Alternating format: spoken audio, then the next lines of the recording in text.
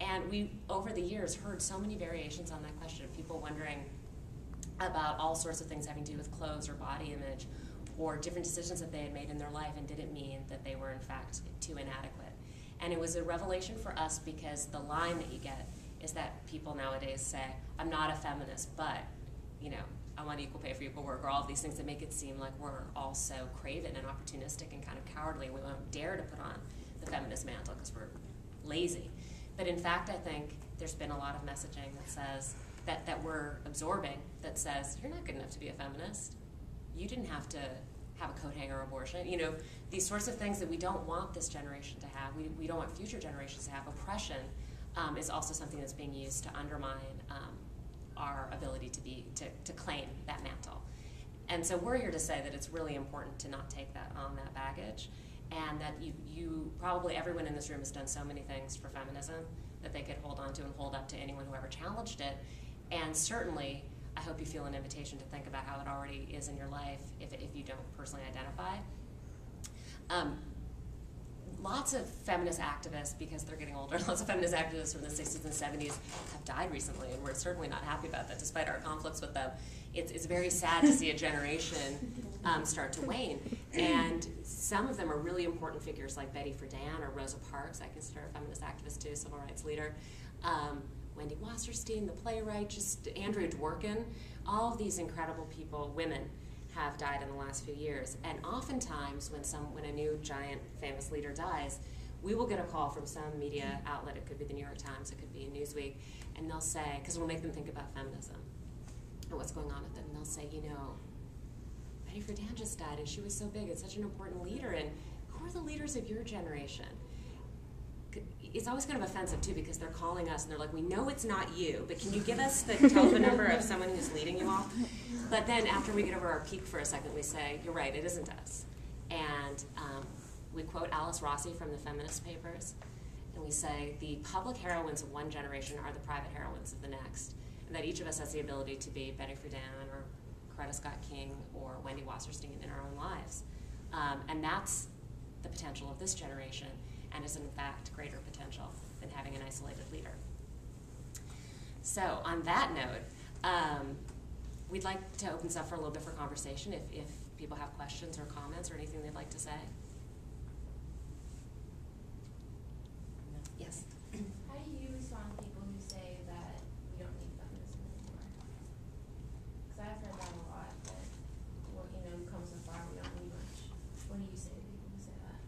Well, I say that certain women don't need feminism as much as other women need it. You know, certain women have really benefited, and you know, often those questions are being asked from people who get a 4-year degree from a college, and that's still, what, 30% of the United States graduates from a 4-year university? 25-ish%. Wow. And so it's, I know, I thought it got better. I knew it was 25 last I checked, yeah. It's still not high. And so I think that for that, and for women in particular, that group maybe does feel some of the benefits, and it's not as necessary to identify it. And I think who's the 75% not graduating from a 4-year degree of men and women, and just looking at the facts. Women need a college degree just the same way that non-white people needed a college degree in greater numbers than white men need it, because they can make the same coming out of high school that they need coming out of college. And so I can see why some people don't see the need for feminism. And I think people also who have that opinion boil it down specifically to laws and access, that it was about equal pay, you know, laws, and it was about Title IX and girls in sports. And so they think because women have entered all of those positions, then there must be equality. But you can look at any industry that has supposedly been integrated, and very few have gotten past that 30% mark. You know, there's a few women, a few non-white people, a few queer people in sort of senior positions, but they've not had that tipping point moment yet. And I think that if we only put the goal of feminism on access, then maybe yes, for those people it's over. But if we look at the goal as being something much more transformative, then we still need feminism. Yes? Just to add to that, I think that there's a lot of subtle discrimination that goes on today, rather than the traditional overt actions of prejudices against gender and the way it's put forth. I know in the workforce I see the subtleties of the gender discrimination subtle, and there's such a fine line that they can't cross, but you know it's there, you know, as a woman in the industry, you know that you're not being paid. You know they know. You know that they know. It's kind of sick, you know, in a way. Well, and it's also, it points to consciousness, too. I mean, the reason we need feminism is because it enables you to have these lenses that allow you to see that something's wrong and also to feel some value as a woman. So in my industry, which is writing for magazines and things like that, men are way far more likely to have the bylines of any magazine that even in women's magazines, they do a lot of the big features, but certainly in the neutral magazines, and far more likely to be paid more. And when you push back with editors, like, how come, for The Nation, which is supposed to be so progressive and has female editors, why do you have 90% male writers? And they'll say, well, the men they just pitch so much more. And they'll even sound like a half-assed pitch, but they'll just push so hard that eventually we just run it. And so some of it, I hear a lot of things in that answer, but one of them is that men are really confident about pushing their work, even when it isn't perfect. So maybe I need to take a note from that, and really pitch and pitch and pitch. And then also that maybe those editors are too cowed by men, and they're not going for, they're not yet. They don't have the feminist consciousness enough to realize that there's something untoward going on. And so we need feminism as a way to analyze these issues and then to figure out strategies for changing them. It is very subtle. Tonight I went running at 4:30, and when we were just leaving to get picked up at 6:30, it was getting dark, and I saw a man going out for a run. And I would never go for a run at 6:30 when it was getting dark. I mean, I know that the streets are as dangerous of a place for men as they are for women, but it just clearly had not even he was just running out to go running. And that's a very subtle thing. This is a more superficial thing, but every holiday when I get together with my in-laws and we're all sort of getting our Thanksgiving dinner or whatever sort of is the occasion that we're all together, there's that moment where it's time to get the kids dinner, and they always come up to the mom, and this happens at restaurants too, it happens everywhere, when you're in there, just like, oh, do you want to get your kids the dinner now? And I was like, you can ask their dad. And you really have to go out of your way to resist this assumption that it's your responsibility exclusively. And it's a subtle thing, but nonetheless it's there.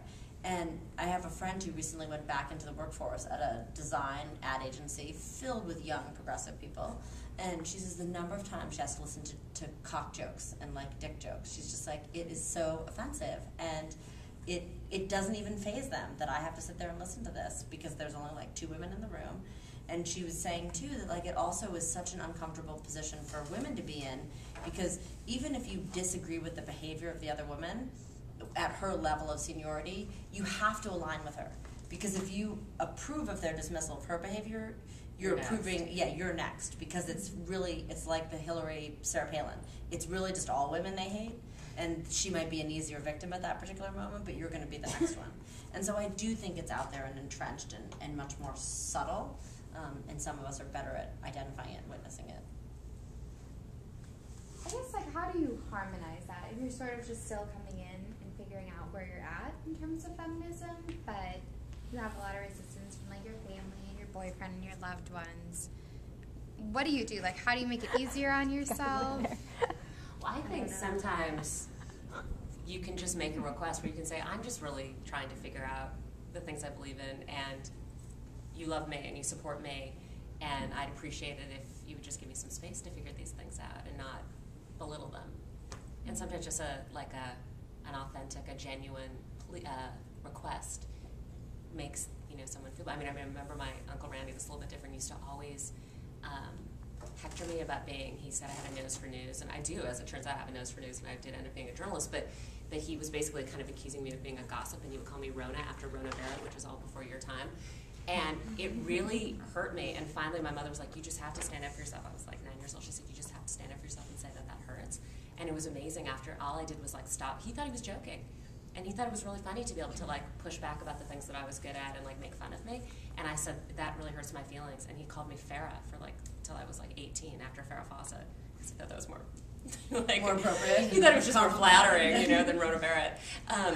But I do think that sometimes people don't know. They don't, especially around feminism, they don't know how barbed their remarks are. They don't know how threatened they're coming off. They probably haven't exactly understood why is it so threatening for my daughter to say that she's thinking about feminism. And sometimes even to say, why is it so threatening?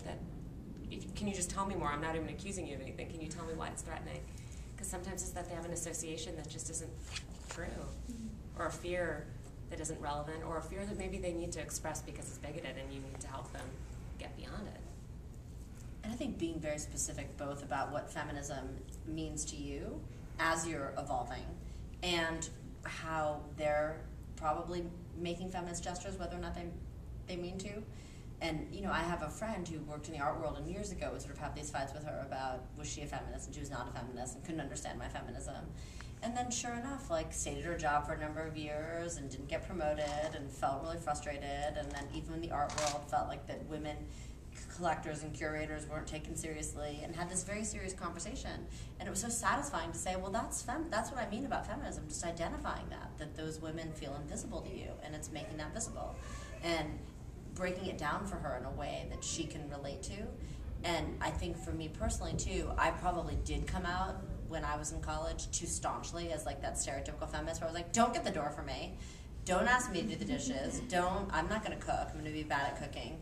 And I had to sort of go through that process and figure out what it meant for me, and I'm sure I offended people, and I know I offended people in that moment. I'm going to put on Helen Reddy just to like annoy you all and play I Am Woman, Hear Me Roar, and Madonna, and do all these things. And I think, you know, then I got to a place where I realized I wasn't benefiting myself or the cause, and started to be a little bit more sympathetic about what feminism meant to me. And in my senior year of college, I was an art history major. I almost felt like I had to go back to college again, because I was like, I can't be an art history major, that's so superficial. And I'm like down with the cause now. I'm like, I've got to be a political science major and like a gender theory and got to these things. And I had a very thoughtful professor, advisor, who just said to me, why would you think that there wasn't room within art history to look at gender?